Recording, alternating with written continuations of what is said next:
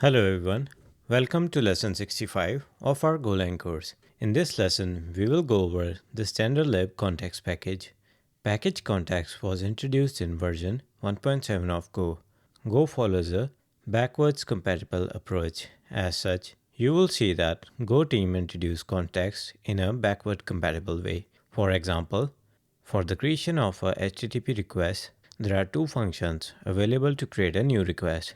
One is the new request function, which is from before the context was introduced, and the other one is new request with context. So you will see this pattern throughout the standard lib packages, where there's a function and there's a sibling ending with context in the name of the function. What exactly is context? In Go, context provides a mean of transmitting deadlines, call cancellations, and other request code values across API boundaries and between processes. Let us look at these functionalities. The context allows you to signal that an operation should be abandoned. This is useful in a scenario where a long-running task might become unnecessary due to an external event. By cancelling the context, all functions working on that task or watching the context for cancellation signal are notified to stop gracefully. Then we have deadlines. You can associate a deadline with a context, specifying the maximum time for operation to complete. If the deadline expires before the operation finishes, the context will be cancelled. As such, an operation can be cancelled with the help of deadline defined on a context. Then we have value propagation. Context can be used to carry arbitrary data along with the function call. This data can be accessed by functions down the chain, providing a way to share request-specific information without polluting function signatures with extra parameters. An example of this is HTTP request and the associated context with it. Here we have a small illustration of how context is used. As you can see, you create a context in the main and then pass it down to the function call. So if all these functions are listening to context actively, you are basically forming a chain or a chain of command. So in the main, if you cancel this context, all function execution will be cancelled if they are listening to the cancellation signal. Same is the case for Go routines. You can pass the context to different Go routines, maintaining a chain of command from your main function. With context, you can provide cancellation, deadline, and value propagation. This means that you can share data through API boundaries or through Go routines. Now, here we have some real-world examples of where context can be used. First up, we have the HTTP request. In web server, context is typically extracted from the HTTP request object and passed along the handler function. This context can hold information like user ID, request ID, or timeout values. If the client disconnects or the timeout occurs, the context can be cancelled, allowing the server to stop processing the request in a graceful manner. Another example is database operations. Database interaction can leverage context for cancellation as well. If the main request is cancelled, the context propagated to database call can be listened upon, aborting the query and preventing unnecessary work. The third common use of context is cancelling or allowing graceful shutdown of long-running tasks. When running background tasks or Go routines that might take a long time, context provides a way to gracefully shut them down if needed. Overall, context is a powerful tool for enhancing concurrency management in Go application. It promotes cleaner code by separating the concern of data flow and cancellation logic and helps in building more robust and responsive system. Here we have the context interface. We have already covered that context carries a deadline, cancellation signal, and request scoped values across API boundaries and Go routines. So its methods are safe for simultaneous use by multiple Go routines. The deadline here returns the time when the context will be cancelled if a deadline is set. The done function returns the channel that is closed when this context is cancelled or timed out. Downstream function or Go routines can listen to it and perform graceful shutdown. The error method indicates why this context was cancelled after the done channel is closed. So, if you get a cancellation signal via the done channel, you can call the error method to get the error or the reason why the done channel was closed. Value method returns any associated value with the key that you provide, or nil if it does not exist. So these are the methods of the context interface. There are some general rules that I want to go over regarding context. First is regarding context creation.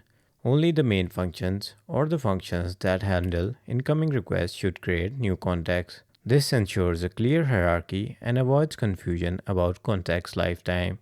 To create a new context, you will use the context.background function that returns a empty context. Then we have the passing down of context. Context should be passed down the call stack from function to function as first arguments, typically named as CTX. This way, all functions involved in the operation have access to the context or the shared context and can leverage its features like cancellation and deadlines. Please note that context should not be stored in a variable to use them after the function that relies on the context returns. This is because the context might be cancelled by the caller, and using a cancelled context can lead to unexpected behavior and errors. The last one is pretty important. A function or method working with context should never mutate the context it receives. Instead, it should use one of the multiple functions provided by the context package to derive a context. Now let us look at deriving a context. The context package provides functions to derive new context values from existing ones. These values form a tree. So you have the parent context and then all the child contexts derived from it. This means when a parent context is cancelled, all child contexts derived from it are also cancelled. If you remember, I talked about context.background. The context returned from calling context.background is the root of any context tree. It is never cancelled.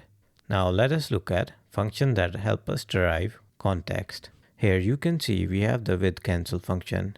It returns a copy of the parent context whose done channel is closed as soon as the parent.done function is called or cancel is called. So with this, you can provide a parent context and derive a context with it.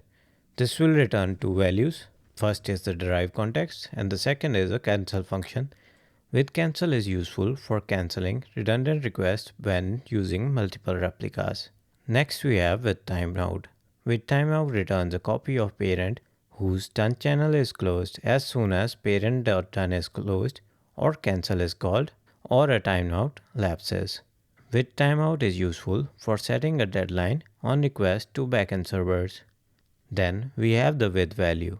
withValue provides a way to associate a request scoped value with your existing context.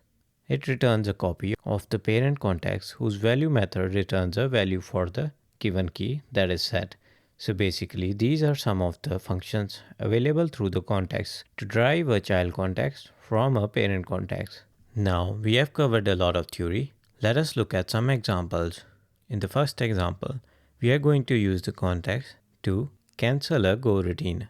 Here you see that I have already written the code because I wanted to keep the video short and concise. Here first we created a function to simulate a long running task which accepts a context, and inside it you can see we are using infinite loop and then using select with the case context.done. So we will get this case when the context is cancelled or the provided context is cancelled. Otherwise we are just simulating work with the sleep function. This is just an example, and I know we haven't covered Go routines, but this should act as a good introduction to formats of Go routine. Now in the main function, we first create a context with 5 seconds deadline.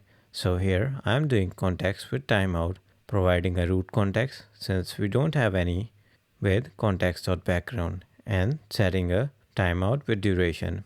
You can see it returns the derived context and the cancel function. I'm deferring the call to cancel so that once we exit our program, we make sure that our resources are released. Then we launch the simulate long running task in a Go routine. Then we sleep for 2 seconds, finally cancelling the context. This is just a precautionary sleep to make sure that the Go routine has completed. So basically what will happen here is when we call cancel, the Go routine is listening to context.done channel, which in case will make the function return. So basically we are canceling a long-running task with the help of cancel return from context with timeout. Let us run the program to see what output we get.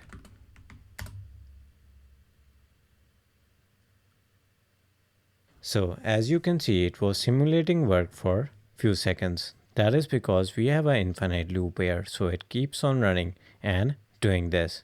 But once we call the cancel function, return from context with timeout, this case became true and we were able to return from the function. So this is a short example of using cancel returned from context with timeout to cancel a long running task. Now let us look at another example. So in this example, we just have a function process order which accepts a context and an order ID. We look up user ID using the context provided by calling the context.value with a key and assert that it should be an int value. If it's an int value, we print it to the console, otherwise we error out. This function is further called in getUser and process order. We are actually deriving our context by calling context.withValue, providing a root context, then a key, then a value, and then calling process order. This means they should have the user ID value and be able to print the order ID and the user ID. Let us now run the program to see the output. And as you can see, we were able to fetch the user ID from the context.